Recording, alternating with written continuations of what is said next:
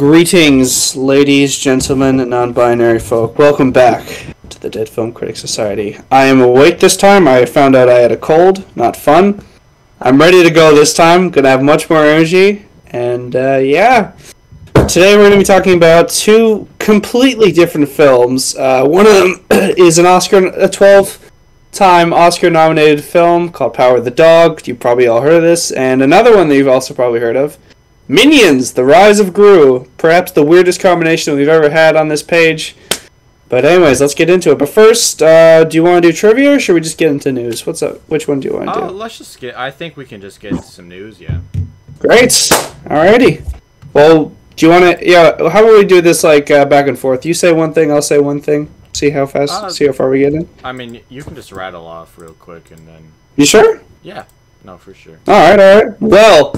Speaking of Minions, The Rise of Gru has topped the box office this Independence Day long weekend with staggering $200 million off a production budget of $80 million, which, I mean, if you've seen all the suit memes on TikTok, then you know why it did so well, because just, like, I don't know, meme culture has just grabbed a hold of this film and it's just made it its own, in more ways than Morbius, honestly, so I'm actually... Like, I'll get into my overall thoughts on the movie later, but I will say I didn't think it was that great. But, so I am, and part of me is annoyed that it made this much money, but at the same time, it is really funny the way it has succeeded. I don't know, what do you think about the whole trend? Like, what are your thoughts on that? I mean, I think it's a little more entertaining just as someone who's not going to spend money on this film to see... You know, people turning what is a joke of a franchise into an actual joke, especially, you know, in the issues of teenagers. But, yeah, I don't know. I think it's fun. Obviously, there's been some stories of people who've, you know, done the suit meme causing disruptances, particularly in the UK, I heard. But yeah, I heard about that too.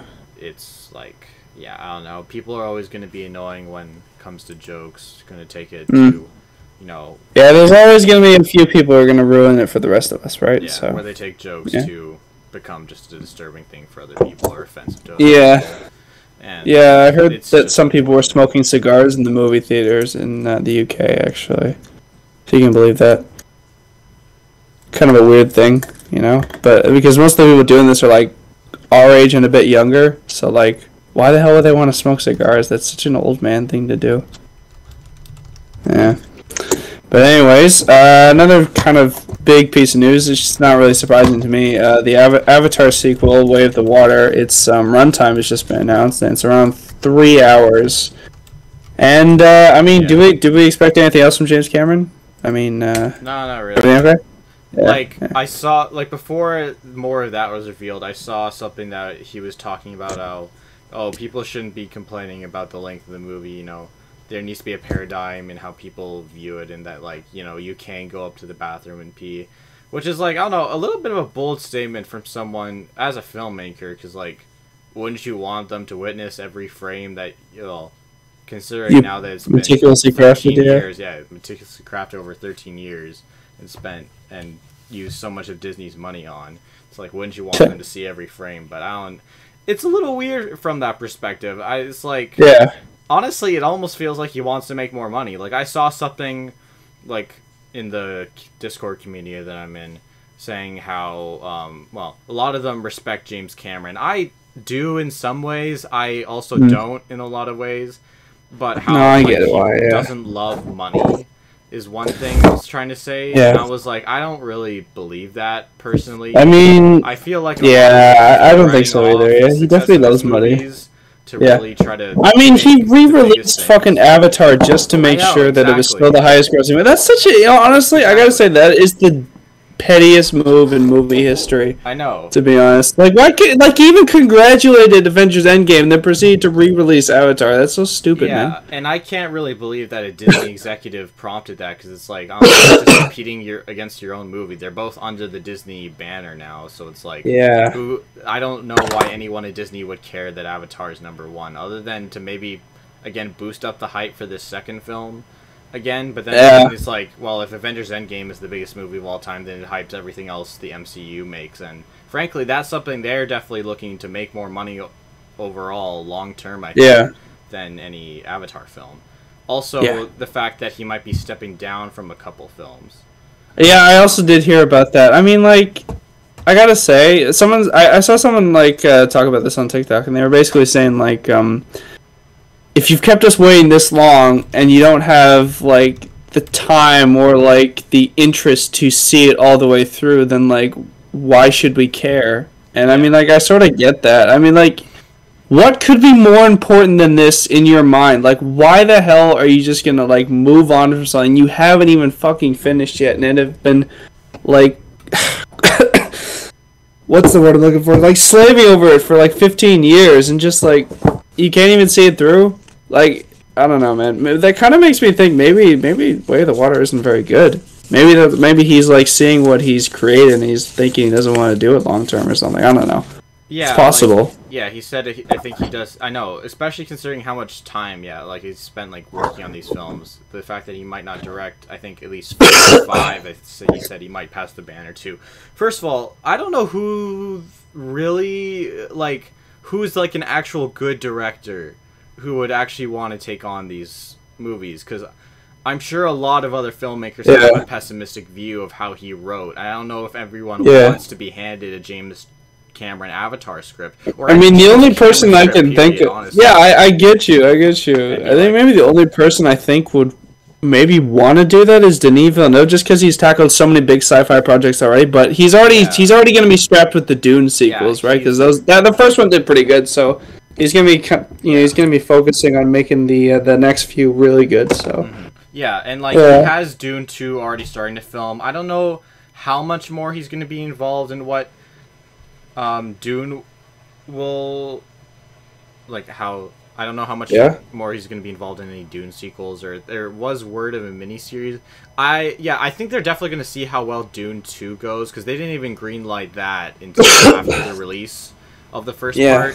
So, well, it's because I get why. It's such a risky project, you know? In a lot of ways, but clearly, and it wasn't, the most successsul movies, which is why I think they're also waiting to see. But it did break even, you know, so that's what's important. Do release the more less not the main story, the thing that everyone kind of knows. Can we get enough people invested in this Dune universe to continue to make stuff that people will actually go and see? Will be the question. Correct me if I'm wrong. Didn't it go to HBO Max as well as the theatrical release? I can't remember. Maybe I think that may have hurt its box office numbers. I think now they're going to be taking an emphasis away from that. We might see a bigger box office showing from it. I'm sure they're waiting on that, but again, that's probably why they're not greenlighting any more Dune projects until they see how the second one does without. Yeah, I mean that's probably a smart move. With HBO Max. Yeah. But again, I don't know. I feel like Denis just has a lot. I don't think he would find the story very inspiring, frankly. I don't think there's anything he would really want to do from. I'm sure he loves how James Cameron created Pandora, but the characters and story within it, I don't know. I think. But let's be honest, it's Pocahontas cloned with an alien skin. And who knows what the plot of this next one's going to be? But he's not really a writer. Particularly, he did help write Dune, but he hasn't penned most of his other projects. So I can't imagine him really, being inspired by the script he's going to be handed to. And I don't think he's also going to bother with wanting to maybe write his own kind of Avatar adventure within this setting of Pandora. Which, personally, I don't care about Pandora that much. I'm not really. I mean, I gotta say though, it does look visually stunning, and that's really the only reason why I want to go see it. I want to go see it in IMAX. I want to go see how good it looks. Take it all in, and then remember that in, let's see, another 15 years, it's gonna have the same thing as the first Avatar movie, where it's gonna still look nice, but it's gonna be pretty comparable to stuff we have today. You know, so it's not gonna.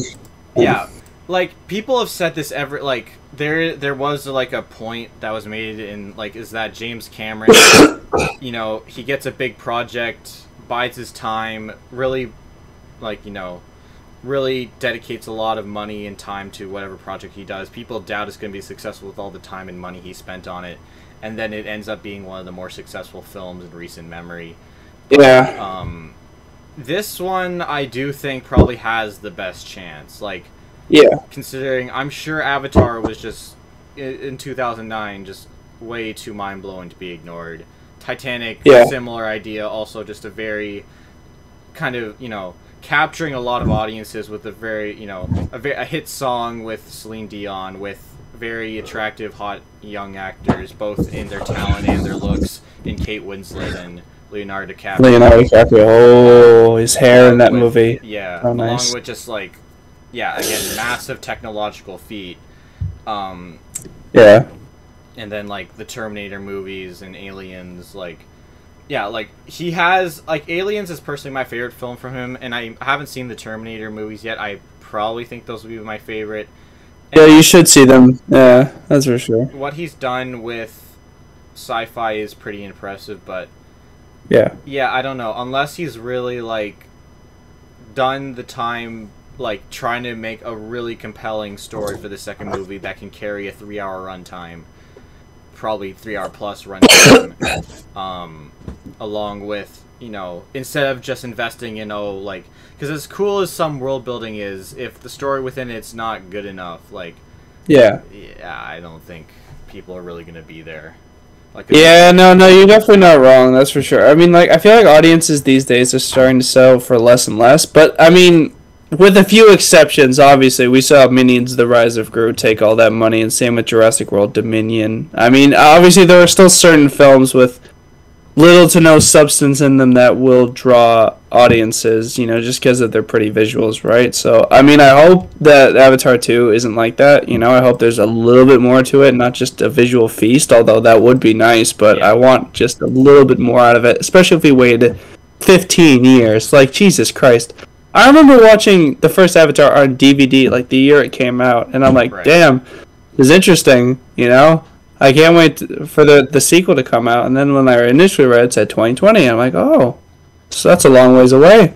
And then like 2020 came and nothing happened. So I mean, like, you know, all I'm saying is like 15 years, it better be near perfect. I won't accept anything less at this point because I'm really fed up with how up this man's. Fed up with how up his own ass he is with like this creative like vision he has. You know, I just want it to be perfect. Yeah. Or at least close to perfect. You know, maybe perfect's too much to ask for, but you know what? It has to be really good. Yeah. That's for sure. Sorry, it's a bit of a rant there. Yeah. Even as no. This is a space where we are free to go off, I would say. Okay. All right. Good. And like, for him to say something as frankly as cocky as like, oh, I've seen people, you know, watch entire series, 8-hour TV, you know, dramas, and binge them for 8 hours. I've seen my kids, you know, watch stuff like 5 episodes, TV episodes in a row for like 5 hours. Yeah, but you get the credits to break it up, you know? It's not like one continuous thing, so... And also, the reason they're watching it over, like, is because it's good. Yeah. So if your stuff's not compelling, if you don't have the plot to carry a 3-hour runtime without then, like, overwhelming people, then you're gonna fall asleep. Then they're gonna fall asleep. They're not gonna wanna, or they're just not gonna want to watch a 3-hour movie. Because I think this movie really does need to ride off of word of mouth. I don't think the Avatar branding or even the trailers right now. No, it's not a strong brand because it's been fucking 15 years almost. Exactly. So this really needs to run out of word of mouth for people to be like. Sorry, not 15. I keep on saying 15. It's been 13 years. Sorry, it feels like it's been longer. But my goodness. Yeah, like people really need to say this was the most beautiful looking movie I've seen in a long time. And the story was, like, really good. God tier. Like, that's what I think people are going to need to be saying. If they don't say that, I really think, while this film won't be a straight-out flop, because I think there's still a lot of strong things going behind it, I don't see it really being even close to the phenomenon of most of his other movies. Yeah, no, you're not wrong there. I definitely agree. You know? All right, we talked about that for a while. I'm going to quickly that's okay. We can off a couple of more indie type news. Michael Shannon, very good actor. Shannon? Oscar nominated. He's set to make his directorial debut called Eric LaRue. It's a film based on a play which focuses on Janice LaRue after her teenage son took a shotgun pistol to school one day and murdered 3 of his classmates. So I guess it takes the perspective. Yeah, very heavy drama. It sounds. I mean, it's definitely timely. That's for sure. Yeah. Fucking hell, America, get your gun laws under control. Jesus Christ! I don't mean to get super political because I know that's not what this page is about. But my God, honestly, I don't see it as politics at this point. It's just common fucking sense, man. I'm just Jesus Christ. There's another one over the 4th of July weekend near Chicago, if you can believe that. Like 6 people were killed. So not great. It's just. And I like one of the interviews they got, like I saw from the news, is that we had our mass shooting, which is just such a sad and tragic thing to have to say in a country that's supposed to be free and safe. We're supposed to live the dream, the American dream, and yet not exactly as free as it seemed. That's for sure. Especially with other things, which we probably shouldn't get into on this page. For fear of getting political and. Yeah, we don't want to start a war in the comments, but you know what? I think you know where I stand on this, but it's alright. We don't need to get into that today. That's alright. Quick Netflix news. Stranger Things 4 Volume 2 becomes the second ever title to cross 1 billion hours viewed on Netflix. I saw that. I don't know what number 1 is. Squid Game. Squid Game? Actually, that makes a lot of sense. That's... I mean, have you seen season 4 yet? Have you caught up? I just finished season 2. Okay. A couple of days ago. Yeah, I know the Chicago arc is a little bit disappointing in that episode, in that series, but I think it gets a little bit... by season 4, like, you forget all about that stuff. It's pretty good. Yeah, I really don't understand why people complain about the Chicago plotline that much. I really feel like it was just... Like, while, it somewhat really... takes you away from most of the characters. It really felt like a time where I think they hadn't really done enough with 11, who's in a lot of ways kind of the main character.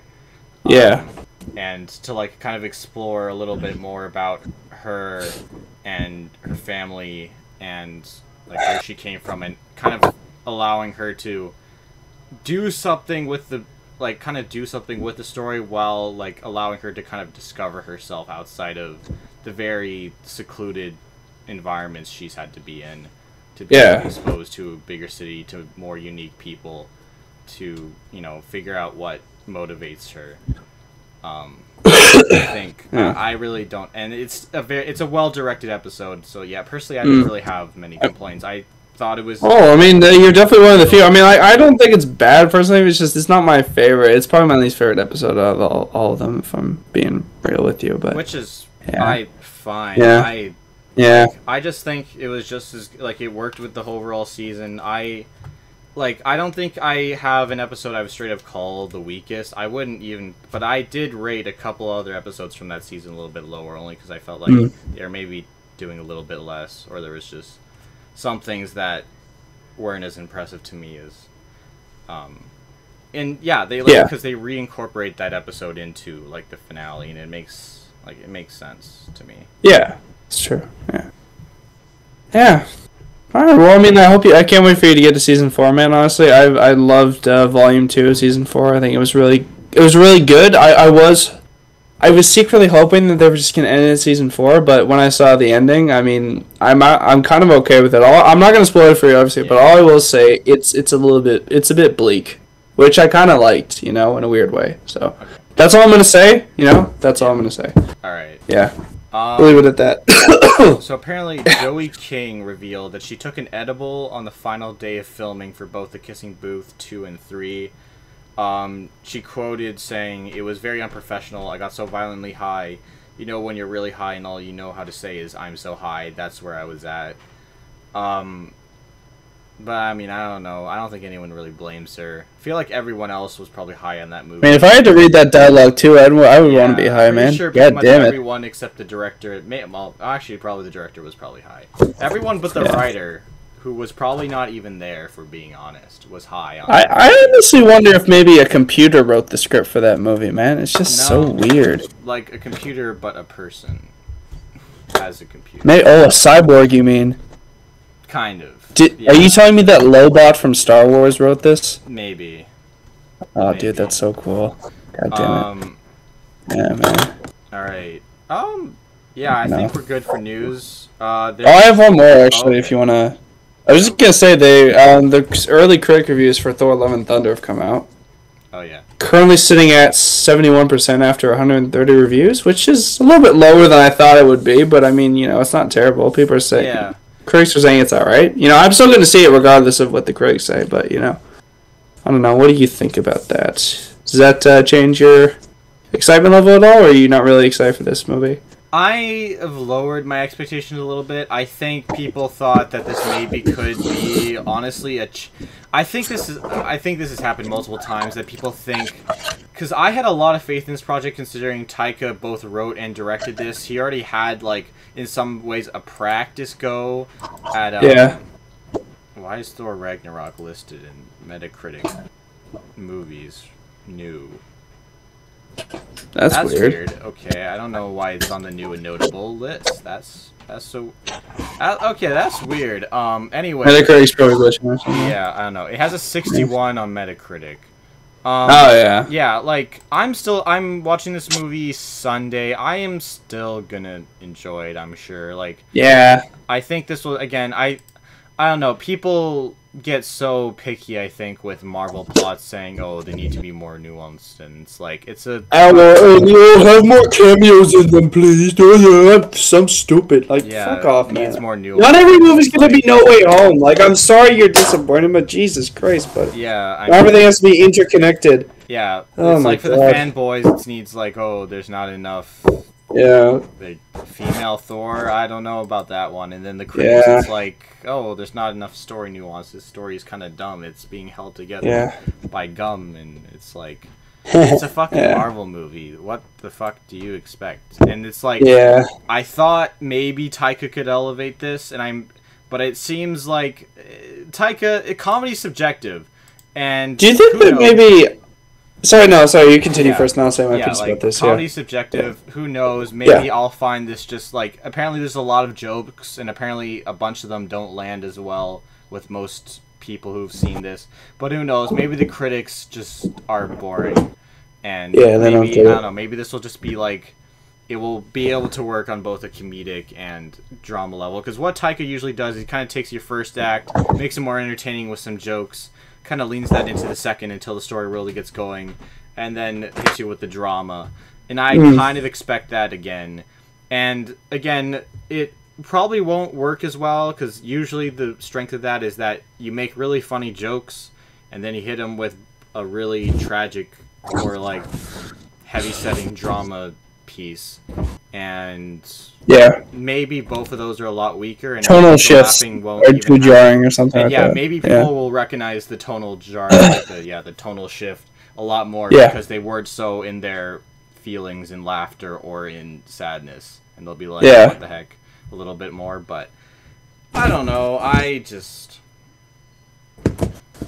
don't know. I think I understand. Yeah, Taika does what he does, and if people don't find it as funny, that is, I don't know. I feel like that's just part of the thing of being a comedy director, and not everyone's gonna like your movies. Yeah, not everyone's true. Gonna like it, and I don't know. Maybe he made a little bit of on the drama side a misfire, but also as much as you want to, making a really compelling making compelling drama elements of a Marvel movie. It's maybe Taika trying to put in more of his dramatic elements while also elevating the comedic side at the same time.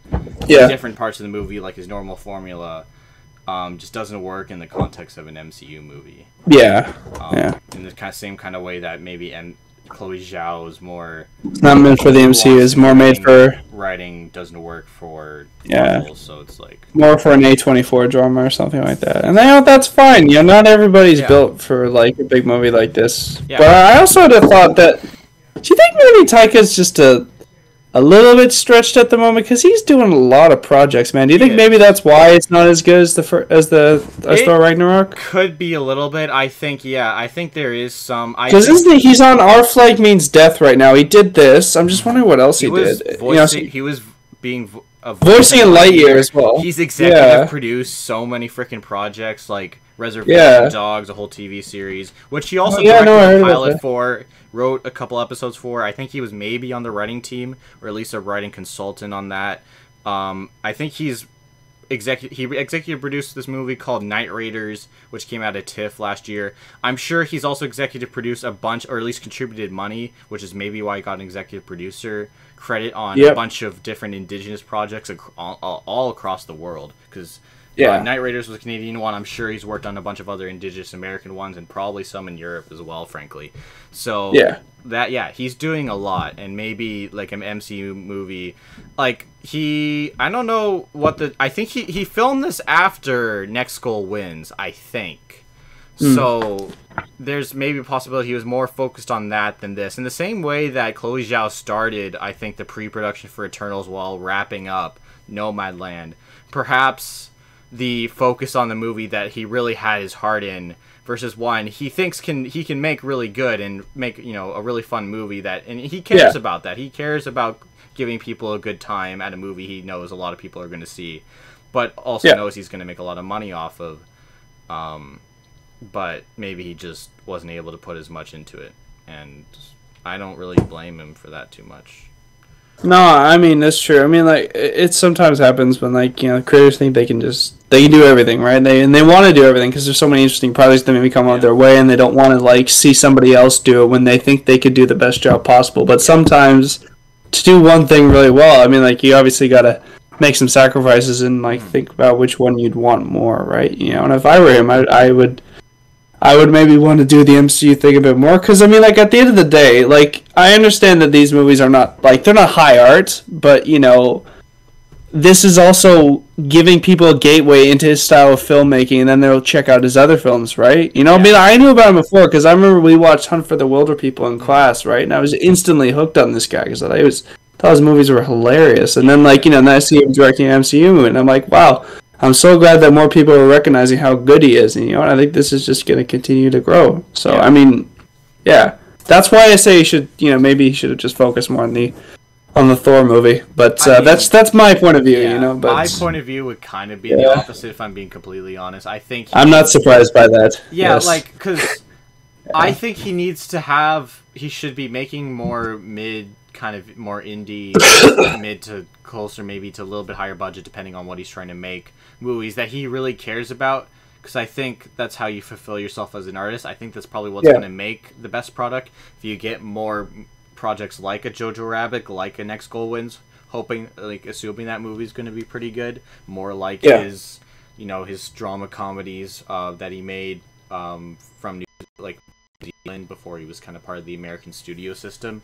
And I think he also really cares about using the money and influence he has as a voice to amplify and give platform to a bunch of other indigenous creators he thinks have a lot of talent, which I think is also very important for him. And I think that's very important in general, that those voices are given a chance to try to make creative films on a larger scale than they may be able to do in the circumstances they're given. I think personally, maybe what he should try to cut a little more is maybe his acting. Personally, I think he obviously loves to do that, considering the number of projects he's been in. I think that's probably the number one thing I think he would have to sacrifice in order to maybe make these things better. And personally, I would be fine if I think this is his last Marvel project, because I don't know. I mean, he's gonna do Star Wars after this, so that's gonna be interesting. Even though wonder what the hell that's gonna look like. My God, I don't know. There has been word that he's not sure if it'll even get made, so we'll have to see how that project progresses. But again, and he's also I do remember he was confirmed to direct stuff for The Mandalorian. See, this guy's doing he's literally done everything. It's so quite much. crazy. And I mean, his Mandalorian episodes, I gotta say, are probably the best ones out of each season. Yeah, I mean, the one that I really like is it was from the first season. I think he directed the episode where this assassin droid had to sacrifice himself, and then he saw the Mandalorian's face, right? So I mean, that was I quite like that one. That was right before we saw Moff Gideon. No, that wasn't the pilot. That was 2 episodes before the season 1 finale. He voiced the assassin droid, right? Oh yeah, was that him? Because I know Richard Ayoade also voiced an assassin droid in that. He played the IG-88, I think, which is an assassin droid. I don't know if you know what I'm talking about, but No, I know what you're talking about. Yeah, no, I know he did voice it. Yeah. Yeah. He actually won an Emmy for that. Believe it or Really? not. Yeah. For like guest voice actor. So. Fuck yeah! Well, good for him. Anyways, I think acting would be the thing to have to go, and maybe like second would be maybe some of these bigger, like these more mainstream projects, or at least not do as many of them because like directing episodes of The Mandalorian. I think Marvel. I don't know where he would go from here, right? Because I don't think there's not. I don't think there's gonna be a Thor 5. I don't probably think not. If they try to make a just female Thor, or I don't know what. I don't think. If I'm being honest with you, I don't think the female Thor movie with Jane Foster would be good because unless her character is like really like much more well developed than it was in like the first two Thor movies, I don't think people are gonna care. Because I was very indifferent to Jane Foster in those movies. She's just kind of there, you know. No, and I agree. And I'm sure she's gonna get more now that she is super powered. And I don't know. We'll have to see what's done with that. I can imagine Marvel going down that road, but again, I think the easy pick would be another exciting female director to maybe helm that because it is a female movie, and that's what Marvel's been doing, which in a lot of ways is wise. Trying to give them a shot, and who knows, that maybe we'll find one of them that really knows how to make these movies really good. Even though we haven't got that to some extent. I think I'm trying to remember if the director of a bunch of the Loki episodes was female. I think she was, and I think she did a pretty good job with a bunch of them personally, bringing like some more ambition to an MCU series, which I enjoyed. But we'll have to see. Yes, we will. Yes, we will have to see. But anyways, shall we get into the movies now? We should. Yeah. No. Yes. Do you want to talk about Minions first or Power of the Dog first? Let's get Minions over with. Okay, fair enough. I'll be honest with you, I don't have a lot to say about this movie because it was over very fast. It was an hour and 27 minutes, and Unfortunately, like I said earlier, no people with suits in my theater, which kind of sucked. I was hoping I'd see some people in there. I was not decked out in a suit, which I was hoping to do, but my girlfriend said no because she was going to be embarrassed. Which is fine. You know, I'm not going to hold that against her, but I am going to do it for Despicable Me 4. Mark my words. 2024, I'm there. But Minions: The Rise of Gru, or shall I say Mid-Beans, because it was incredibly mid. It was such an average kids movie. I mean, I don't know what I expected, but I can barely remember the plot. I don't even know what to say about this movie because it's just like the animation looks good. That's the one thing I can say. But I mean, it's just bright colors to keep the kids engaged, and there's not much below the surface. You know, lots of fart jokes, minions like doing stupid shit, speaking their language. That's probably gonna set kids back on their language skills when they watch this movie. And that's really all I can say about it, man. It's just fucking. I don't know. I don't know what else I can really say about it. That's it. That's all I have to say. Right. That's all I have to say about Minions: The Rise of Gru. Not a lot to say. We can just get straight into the much better movie, clearly. So, if I was going to give this a score, 5 out of 10. No, wait, 4.5. Okay. That's better. All right. Okay. Cool. Yeah. I'm just reading the plot synopsis real quick because, like I said, I'm not gonna watch this, so I figured. There's a plot. Yeah, I know. There is one, surprisingly. For sure. I barely remember it, to be honest. It's basically just like Gru gets kidnapped. Fu teacher. There's Yes, there is a kung fu teacher. Is that played by Michelle Yeoh? Michelle Yeoh, yeah. I know. Well, absolutely wasted in this movie as well. At least she's getting paid. All right. Yeah, get that back, Michelle. We appreciate that. So. Yeah. Alan Arkin is Wild Knuckles. Who did Jean-Claude Van Damme play? He played this guy with a lobster claw for a hand. Very cool. All right. Yeah. Let's talk the power of the dog. Let me pull up a quick IMDb synopsis. Oh, actually, I want to quickly look up any interesting Minions trivia beyond the memes. See if there's anything else interesting about this not so interesting movie. Yeah. Before we get into apparently. Well, one thing I will say, there's a bit of a continuity error as well because it takes place in 1976, right? Yeah. If I'm not mistaken, Gru in the first movie is quite a bit older than Vector, right? But yet Vector has a photo cameo in that movie, and it presents him as like the same age as Gru. But in the first Despicable Me, I remember Vector's dad is saying that, you know, Gru's like basically too old, and that, you know, his son is younger and therefore, you know, better equipped to be a villain in that day and age. Yeah. So I'm just thinking, like, how the fuck does that work? But I mean, I guess maybe I'm asking too much to expect proper continuity from you know, Despicable Me at this point in time. So, you know, doesn't really. I mean, the kids aren't gonna care. They probably weren't even. Most of the kids watching this movie probably weren't even alive when the first Despicable Me came out, or they were very young and didn't see it. Oh, so. Yeah, you're very correct in saying that. Yeah. I think that's a true statement. Yeah. Maybe that's part of the reason we're now seeing this little meme renaissance, because the kids who maybe the people who did see it in 2010, yeah, when it first came out, like, embracing how stupid and long it's gone on. Yeah, I know. Like, honestly, it's fucking nuts. You know, what started off as a nice movie about, you know, a guy learning that there's more to himself than just being one thing is now just minions running around doing stupid shit. It's barely about Gru anymore, to be honest. It's about these fucking yellow people who like bananas. It's fucking stupid, man, honestly. Okay. And they still haven't really addressed if they work for Hitler or not, because I think they probably did. They just didn't want to show that. I think they did. What do you think, man? Oh, they definitely committed genocide. Yeah, they have done. They've definitely. Yeah, I would not be surprised. There's no way the minions didn't work for Hitler. But anyways, Power of the Dog. Let's get to that.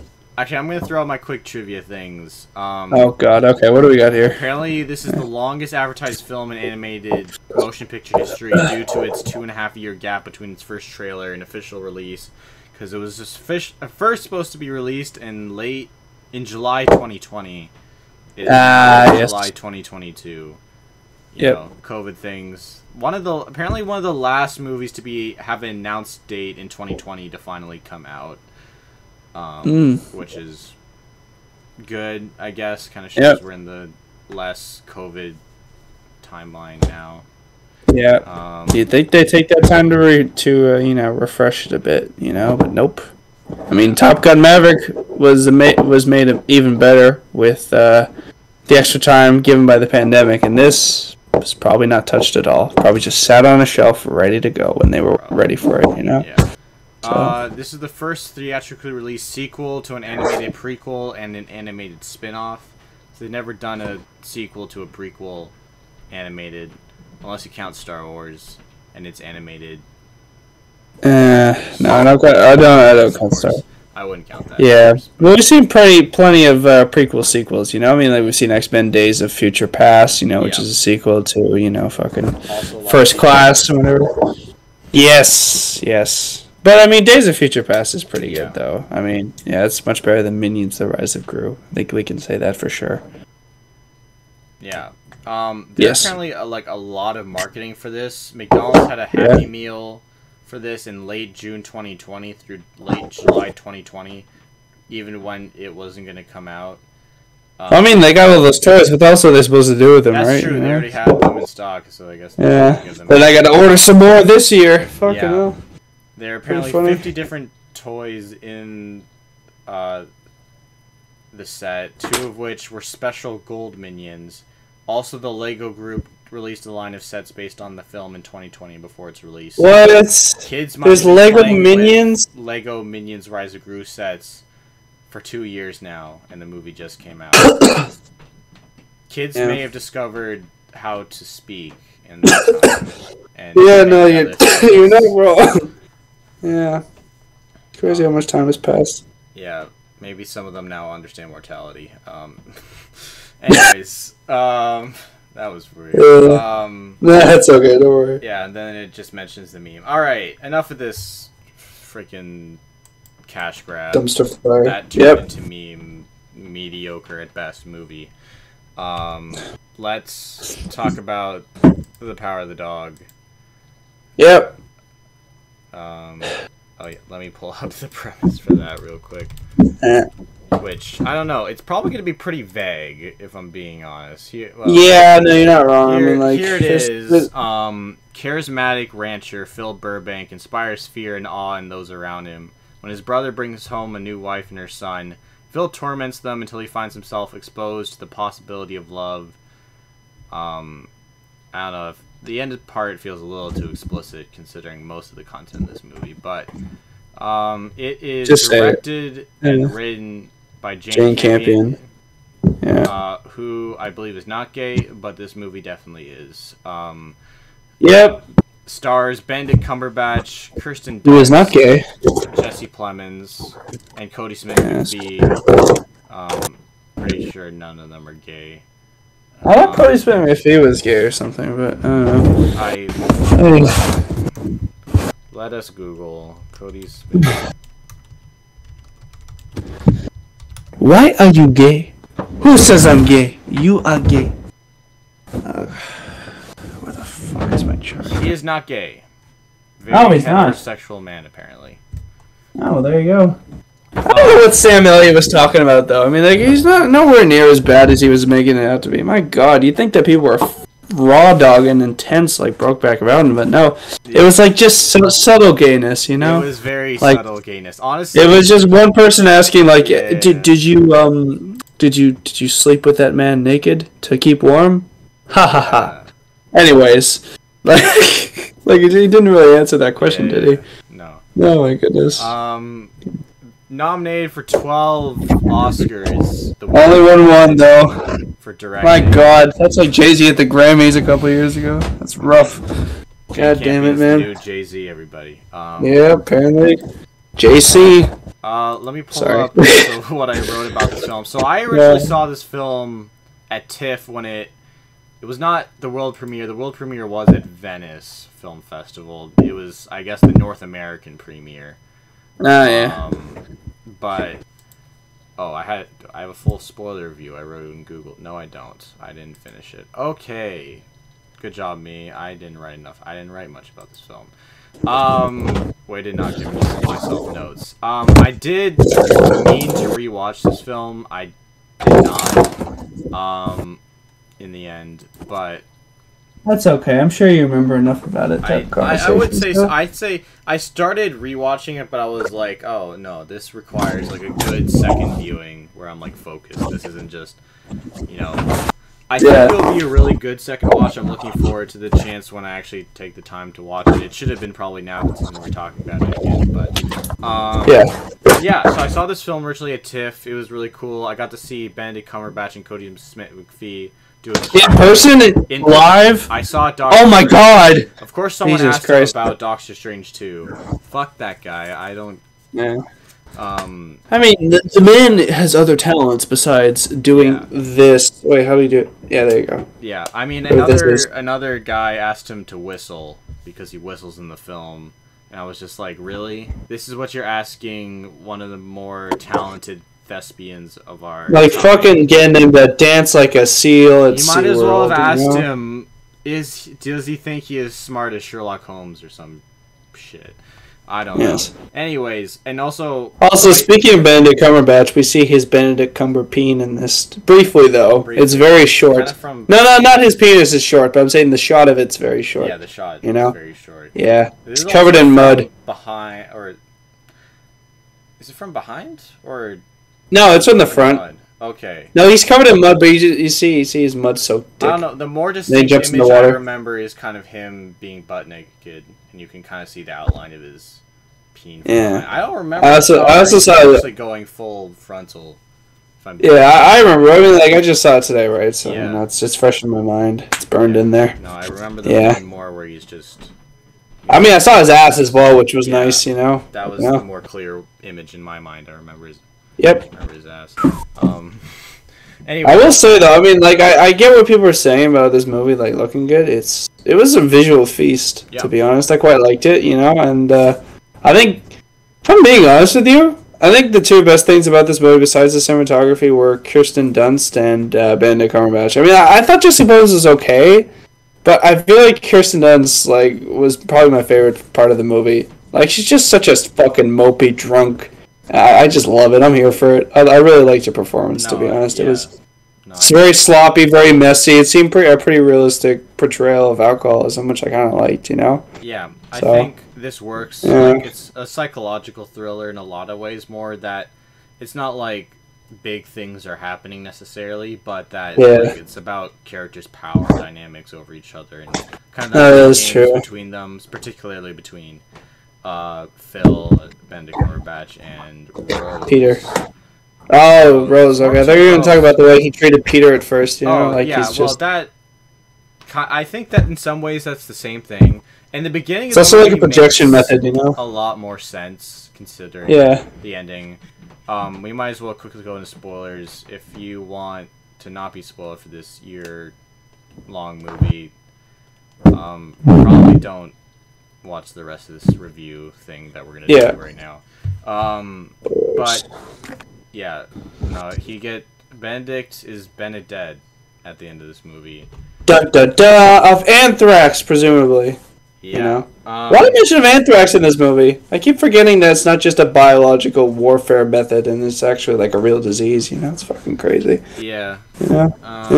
But yeah, like. But it's interesting to think about though, because like in a way, it was a very delayed sort of like comeuppance for the way he treated Peter, because Peter inadvertently like caused his death, right? Because he took that hide from a deceased Carol that was presumably ill, right? So, and he rubbed it against his face. Yeah.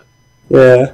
Was that what was supposed to cause the anthrax? Honestly, I feel like that's what it was, because I mean, like, because you know, like throughout the film, like we see him, he mentions anthrax at the start. He's pretty cautious of that, right? Right. And the one time that he wasn't sure where Peter got that, you know, hide from, he like kind of was touching it and like coming into contact with it, right? And then then they say he died of anthrax, right? Along with like his other injury, right? So okay, I'll have to rewatch it. I remember the cigarette being the more distinct thing, only because it was a scene that was a lot closer to his death. I don't see that's the thing that it does not particularly stand out in my mind from movies. The talk about the anthrax and the skins. Again, it has been 10 months since I've seen this film now. Yeah.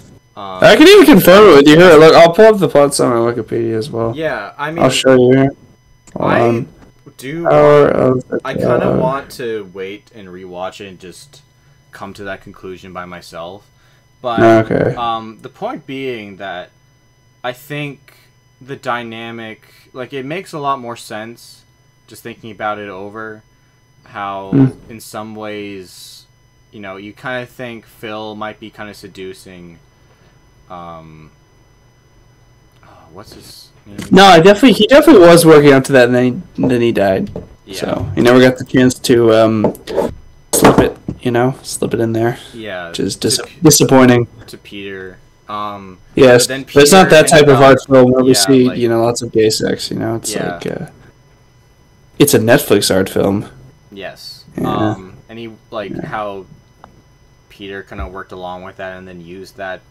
And in some ways, maybe he was going along with it, but then also knew that, well, you know, he kind of says, what kind of man would I be if I did not protect my mother? Which really goes into a lot of this film's themes about masculinity, and how Phil uses it the entire movie to kind of hide the more sensitive part of himself, which, because the sensitive part of himself is obviously it seems very looked down upon, considering his sexuality, and how, and I think some ways that points back again to more, like, how toxic masculinity maybe comes of more toxic masculinity in some ways, and how Phil was also kind of seducing Peter towards a more, in a way, like, kind of toxic relationship, because of not only, like, maybe he was showing a more sensitive part of himself with him, but he still remained, you know, a very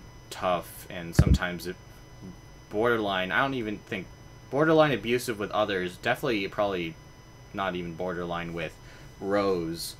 And I think the sight of his brother, you know, you can see from the sentiment of Yeah, see, I really like this. One of the reasons I really like this movie is that I'm starting to remember a lot of things just by talking about it. Like, it's a very memorable movie overall. Again, technical stuff, great. I love the music. I'll quickly say that. I can get into that a little bit more. But how George is just so happy, to have found someone he can love and who loves him. And that line where he says, it's so good to not be alone. Phil now, like... While he obviously doesn't say that directly to Phil, I think Phil now feels that and kind of attacks their happy marriage through both Rose directly and who's technically the prime perpetrator, and then also Peter, obviously, because he can hurt her by hurting Peter, but then also discovers that he also enjoys, he's finding a kinship out of becoming Peter's sort of mentor and kind of moving more towards being a little more intimate. And within that, you kind of... But then, obviously, in the end, it seems that Peter uses that to end Phil. Again, pointing back to how his view of masculinity, even though he's not very, a traditional masculine person, man, especially in this 1920s rancher setting, as someone who kind of wants to be a doctor... he also shows that, there's a part of him that knows he has an obligation as sort of the man of the family to protect his mother, and I don't know, in some ways that's a little bit weird, because you kind of think, oh, George should maybe be doing that, but also it's I guess it would obviously be a lot harder for George. Isn't portrayed as the most tough or commanding person, and then also he would be going up against his own brother, who is very tough and commanding, which kind of rules out that dynamic. But yeah, just just doing all of that, how they kind of have a 1920s rap battle in some ways, with Phil strumming on his sort of banjo and with Rose trying to play the piano, kind of trying to torment her through that. And then, obviously, trying to frame, and then, obviously, Rose inadvertently tries to get back at him in ways that obviously could potentially damage just the whole family, with the hide that goes away. To the natives drunk, especially. Looking bad in front of, appearances, one with the governor. And... yeah, obviously all of that sets him off the rails, especially in that one scene where, which I think was his Oscar clip, and earned him a nomination. And Cody Smith-McPhee also earned an... Actually, all of them did earn... The main four of this cast all earned nominations in the end. But, yeah. I don't know, do you have anything else to quickly say about this film? Just trying to think here. I feel like I did. It was on the tip of my tongue, but I will say, I don't know. I feel like it moved a little bit slower. If I'm being honest, I don't mind a slow movie, but for a 2-hour movie, it felt a little bit longer than it did. You know? Yeah, that's the only thing I'll say. I feel like it could have just been paced just a little bit better, but I feel like I can say that about most movies you watch these days, except for Minions: The Rise of Gru. That was actually paced surprisingly well. I forgot to mention that, but we don't need to get back into that. Let's just it's obviously easier with an 88-minute film, but you can say that again. That's for sure. Fucking 17 minutes of that was the credits, probably. Especially considering all the plot points I was reading, it was whoa, they're going everywhere. Yeah. Also, interesting fact. Benedict Cumberbatch, filmed in New Zealand. I think it was filmed in New Zealand. They did a lot of scouting around Montana, where this movie is set. But in the end, Jane Campion was home can be a good Montana, and enough people agreed with her. And again, I think this movie's really focused on the script and the dynamic and the performances. Even though obviously all that comes together in the directing, because obviously this could be a very boring, kind of nonsensical, and depending on how they use their technical gear and available to them, kind of poor technical film. But obviously James Campion's directing brings all that together to kind of I think create probably the best product you could hope with a source material like this. Yeah. Gathering some of the more talented actors working today, giving them giving them a really good script to work with, and clearly pushing them to maybe give the better performances of at least Benedict Cumberbatch and I think Kirsten Dunst's career, I think Cody Smith McPhee's career, and Jesse Plemons gets the least to do, but he's still pretty good overall. Yeah. Helps continue his streak of being in Best Picture nominees for a guy who's really only had bigger roles since, like... Recently, yeah. Honestly, yeah, like this past year. I still remember when he was just like a side actor in Battleship, you know, and now he's a fucking Oscar nominee. That's crazy. I know. And I, like... Yeah. It's a little bit of a weaker first nomination, I think, like...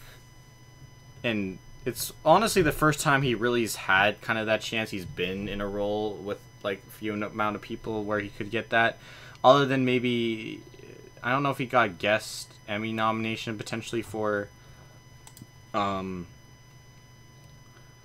he did win a SAG as the part of the Breaking Bad ensemble.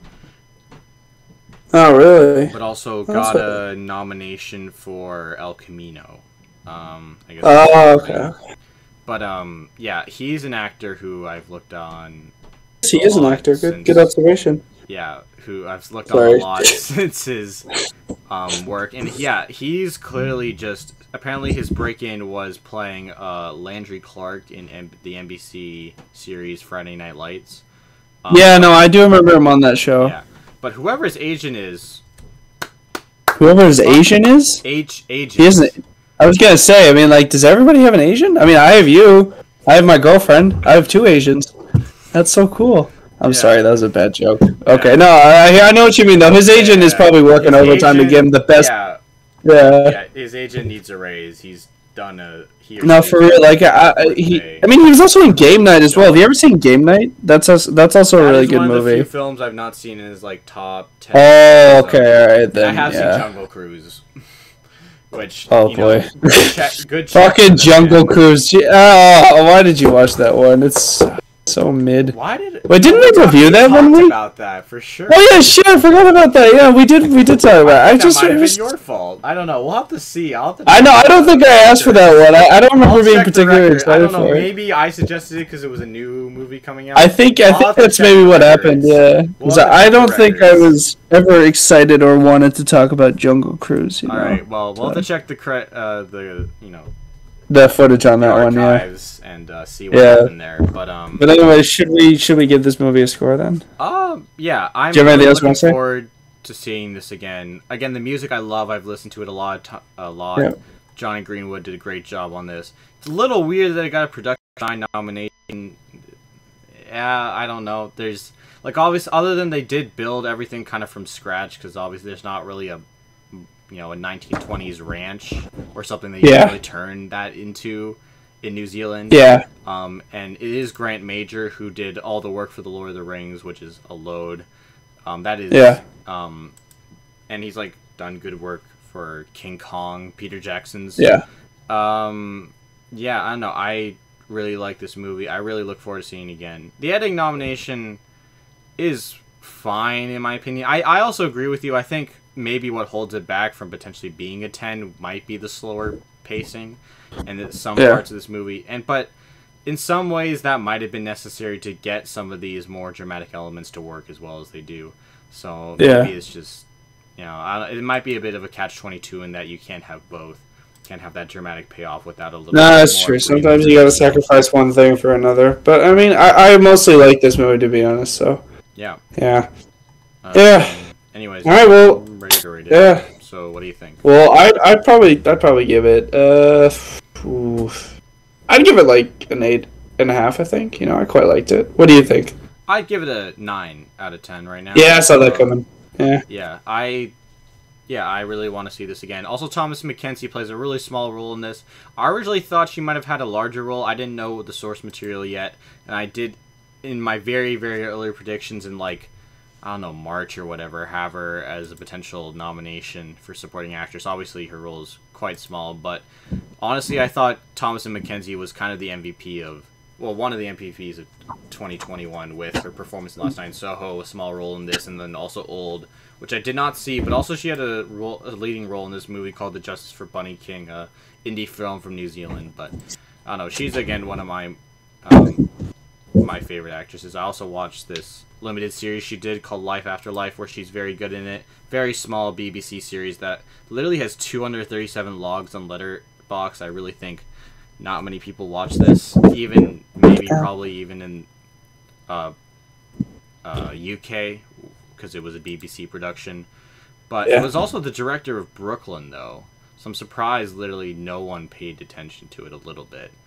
Considering his most recent movie was definitely a letdown. It was The Goldfinch, if you remember. Oh, yeah, I heard about that one, had a lot of Oscar buzz when it was heading into production. Obviously, pretty not Oscar movie at all. Yeah, it was supposed to be bad, actually. Yeah, it has a 3 average. I can't imagine myself checking it out anytime soon. I thought he did solid work on this, even though, again, his direction was not really anything special, and the writing felt a little bit repetitive and could have easily been a little more creative in the premise it was going for. But that's something else.